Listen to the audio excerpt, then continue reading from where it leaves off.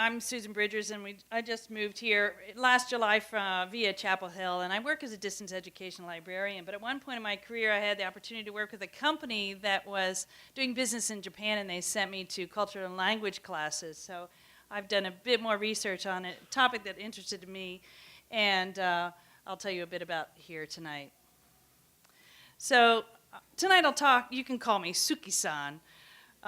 And this is my name in Japan with a little bit of honorific at the end. I'll be talking about Ikebana and the Japanese art of flower arranging, and I'll hear some of the history and styles and the philosophies involved, and see some examples. So Ikebana began as a ritual flowering offering made in Buddhist temples in Japan in the 6th century, and the word itself means living flowers. And traditionally, along with the tea ceremony and calligraphy, this is one of the arts that women trained in preparation for marriage.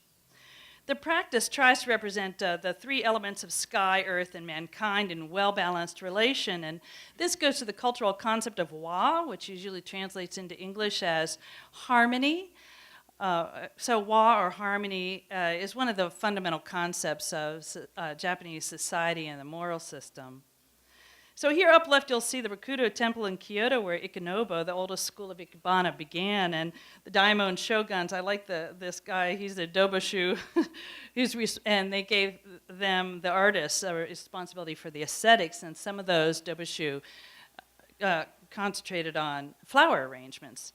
So from the early Muromachi era, the Tatebana Style was formed, and this is the style in which the shin is placed upright in the vase, and the subordinate plants are placed around the core. And at this time, the height of the shin was standardized about 1.5 times of the vase. You can see its influence on our concept of flower arranging now. But in basic Ikebana, there's 3 stems assigned with the roles of heaven, earth, and mankind. And this goes to the expression of the universe as the sum of all things which arises between heaven and earth, and man is precious because he is part of this sum of heaven and earth, what's in between heaven and earth. So let's see. In basic, there are certain schools that use more than 3 stems, but those can be thought of as adjuncts to these basic 3. And this was all established in the Edo Era, which was about 1603 to 1868. So significant changes in the art, though, came from the era of the Muromachi shogun. You see here Ashikaga Yoshimasa, who ruled Japan in 1439 to 1490.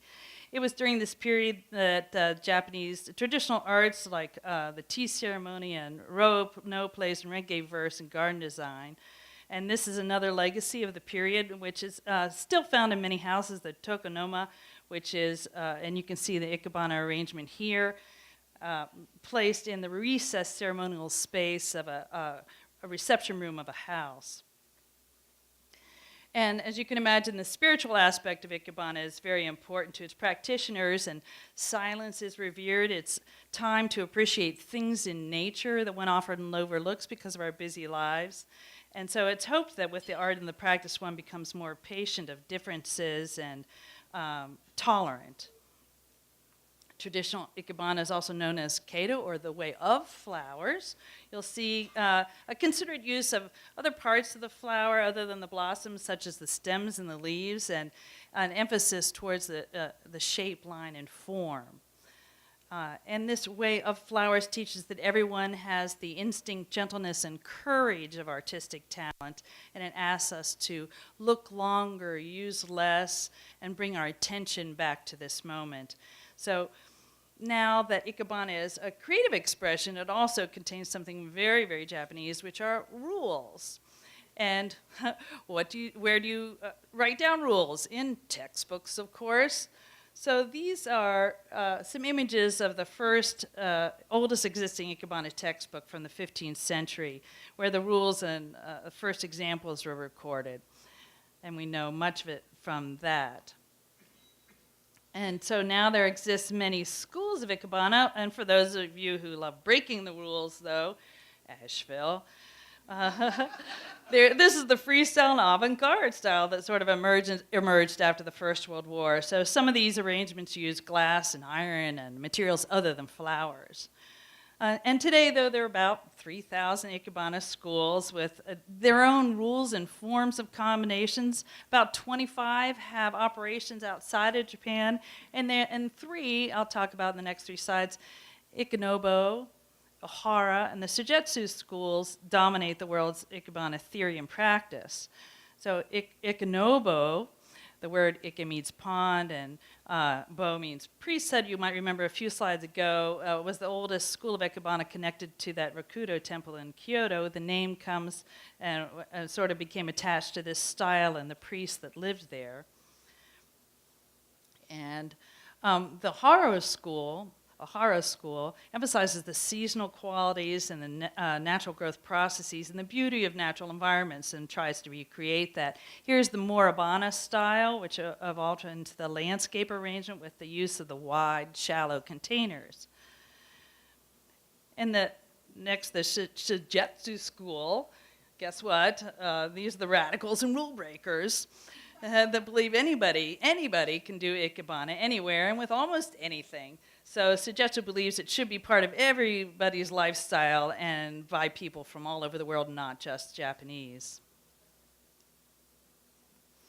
I like to name some of these arrangements, so I invite you to do so. And what would you call this one? She said Donald Trump's hair. Thank you very much. And it's very close to what I'd call it curly-haired girl by the seashore, because you can see that there, right? And the name for this one? Thank you. Good. And I just call it simply the offering, and this is my offering to you. I hope you enjoyed just learning a little bit about this lovely style of art, and please do try this at home.